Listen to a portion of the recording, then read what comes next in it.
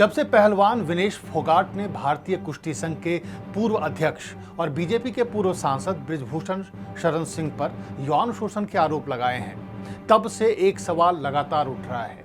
क्या विनेश फोगाट सिर्फ अपने विरोधियों से लड़ रही हैं या फिर उन्हें पूरी व्यवस्था से लड़ना पड़ रहा है? क्योंकि पिछले 3 वर्षों की घटनाओं को अगर ध्यान से देखें तो ऐसा लगता है कि विनेश के सामने सिर्फ मैट पर मौजूद एक ओपोनेंट नहीं, बल्कि प्रशासनिक और कानूनी बाधाओं की एक लंबी और कभी न खत्म होने वाली कड़ी है। ऐसा लग रहा है कि जैसे पूरा सिस्टम उन्हें हराने की कोशिश में लगा हुआ है।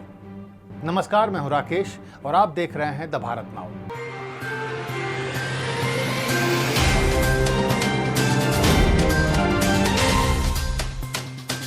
याद कीजिए 2023 का वो दौर जब देश के सबसे बड़े पहलवान जंतर मंतर पर धरने पर बैठे थे। विनेश फोगाट, साक्षी मलिक और बजरंग पुनिया जैसे ओलंपियन खिलाड़ियों ने बृजभूषण सिंह पर गंभीर आरोप लगाए। नाबालिग पहलवान की तरफ से पॉक्सो का मामला दर्ज हुआ, लेकिन बृजभूषण सिंह पर कोई कार्रवाई नहीं हुई। काफी मशक्कत के बाद एफआईआर तो दर्ज हो गई, लेकिन दिल्ली पुलिस ने गिरफ्तार करना तो दूर की बात है, पूछताछ तक करना भी उचित नहीं समझा।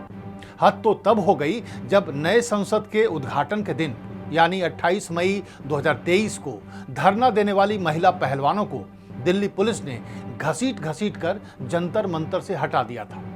खिलाड़ियों का आरोप था कि उनकी बात सुनने के बजाय पूरा सिस्टम बृजभूषण सिंह को बचाने में लग गया था। 2023 से लेकर 2025 तक विनेश फोगाट ने कोई मैच नहीं खेला। इस दौरान वो मैटरनिटी लीव पर थीं, अपने बच्चे की देखभाल कर रही थी। 2026 में होने वाले एशियन गेम्स ट्रायल के लिए उन्हें WFI ने अयोग्य घोषित कर दिया। फेडरेशन ने एक सर्कुलर जारी किया था जिसके मुताबिक नेशनल कैंप में शामिल होने के अलावा 2024-25 में नेशनल गेम खेलने वाले और पदक विजेता ही एशियन गेम्स ट्रायल में भाग ले सकते थे, जबकि 2 साल से विनेश फोगाट मैटरनिटी लीव पर थीं, लिहाजा वो ट्रायल से बाहर हो गईं। यह भी कहा जा रहा है कि सर्कुलर जानबूझकर ऐसा बनाया गया था कि विनेश ट्रायल में भाग ही ना ले सकें। सरकारी सिस्टम किसी को कितना परेशान कर सकता है, इसका एक उदाहरण है ट्रायल का वेन्यू। पूरा देश जानता है कि WFI के अध्यक्ष संजय सिंह का बृजभूषण सिंह से कितना करीब का रिश्ता है। जब बृजभूषण सिंह WFI के अध्यक्ष थे तब संजय सिंह उपाध्यक्ष थे। दोनों के बीच 30 साल से भी ज्यादा का संबंध है। लिहाजा संजय सिंह की अध्यक्षता में फेडरेशन ने ट्रायल के लिए बृजभूषण सिंह के जिला गोंडा को चुना। सवाल यह है कि जिस खिलाड़ी ने किसी व्यक्ति के खिलाफ यौन शोषण का मामला दर्ज कराया हो, क्या उसे उसी व्यक्ति के प्रभाव क्षेत्र में जाकर ट्रायल देना चाहिए? क्या इससे खिलाड़ी पर मानसिक दबाव नहीं पड़ेगा? आखिरकार विनेश फोगाट ने हाईकोर्ट का दरवाजा खटखटाया। पूरे मामले को सुनने के बाद हाईकोर्ट ने विनेश फोगाट के फेवर में फैसला दिया। कोर्ट ने भारतीय कुश्ती महासंघ यानी WFI को फटकार लगाते हुए उनकी चयन नीति को भेदभावपूर्ण बताया और साफ कहा कि मां बनना या मातृत्व अवकाश किसी महिला खिलाड़ी के करियर में बाधा नहीं बन सकता। हाईकोर्ट से तो विनेश फोगाट को राहत मिल गई, लेकिन सरकारी तंत्र का सितम यहीं खत्म नहीं हुआ। बृजभूषण सिंह के करीबी WFI के अध्यक्ष संजय सिंह नहीं चाहते थे कि विनेश फोगाट 2026 में होने वाले एशियन गेम्स के ट्रायल में भाग ले सकें। इसलिए भारतीय कुश्ती महासंघ यानी WFI ने हाईकोर्ट के फैसले को सुप्रीम कोर्ट में चुनौती दे दी। सुप्रीम कोर्ट ने देश की बेहतरीन खिलाड़ी के पक्ष में फैसला दिया और हाईकोर्ट के फैसले को सही ठहराया।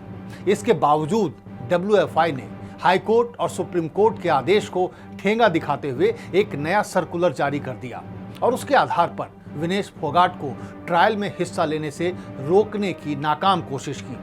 महासंघ की ओर से नए सर्कुलर और नई शर्तों को लेकर लगातार सवाल उठते रहे। सबसे बड़ा सवाल वजन कैटेगरी को लेकर था। कल तक जो WFI कह रहा था कि विनेश फोगाट केवल 50 किलोग्राम वर्ग में ही ट्रायल दे सकती हैं, उसी महासंघ ने अचानक उन्हें 53 किलोग्राम वर्ग में भी उतरने की परमिशन दे दी। यहाँ पे सबसे बड़ा सवाल यह है कि अगर विनेश फोगाट पहले से 53 किलोग्राम वर्ग में खेलने के लिए योग्य थी तो आखिरी समय तक उन्हें लेकर भ्रम क्यों बनाया गया, और अगर वो एलिजिबल नहीं थी तो फिर अचानक नियमों की व्याख्या कैसे बदल गई। और सबसे महत्वपूर्ण सवाल, क्या किसी भी खिलाड़ी के चयन प्रक्रिया में इतनी अनिश्चितता उचित है? खेल में हार जीत खिलाड़ी के प्रदर्शन से तय होनी चाहिए, न कि प्रशासनिक दांवपेच से। क्या ये विनेश फोगाट के उन आरोपों को मजबूत नहीं करता है जो उन्होंने कहा था कि पिछले 3 साल से उन्हें लगातार परेशान किया जा रहा है? इन तमाम आरोपों को दरकिनार करते हुए WFI का कहना है कि वो नियमों के अनुसार काम कर रहा है और सभी खिलाड़ियों के लिए समान प्रक्रिया अपनाई जा रही है। लेकिन जब बार बार अदालतों को हस्तक्षेप करना पड़े, जब नियमों की अलग अलग व्याख्याएं सामने आए और जब अंतिम समय में फैसले बदलते दिखाई दें, तो सवाल उठना तो लाजिमी है। क्या ये सब महज संयोग है या फिर वाकई एक खिलाड़ी को खेल से बाहर करने का प्रयोग है? क्या आपको भी लगता है कि सरकारी सिस्टम विनेश फोगाट के करियर को खत्म करना चाहता है? क्या आप भी मानते हैं कि WFI ने जानबूझकर एशियन गेम्स के ट्रायल के लिए गोंडा को चुना था? आप अपनी राय कमेंट कर हमें जरूर बताएं। अगर वीडियो पसंद आया हो तो लाइक और शेयर करें और चैनल को सब्सक्राइब करना ना भूलें। धन्यवाद, नमस्कार।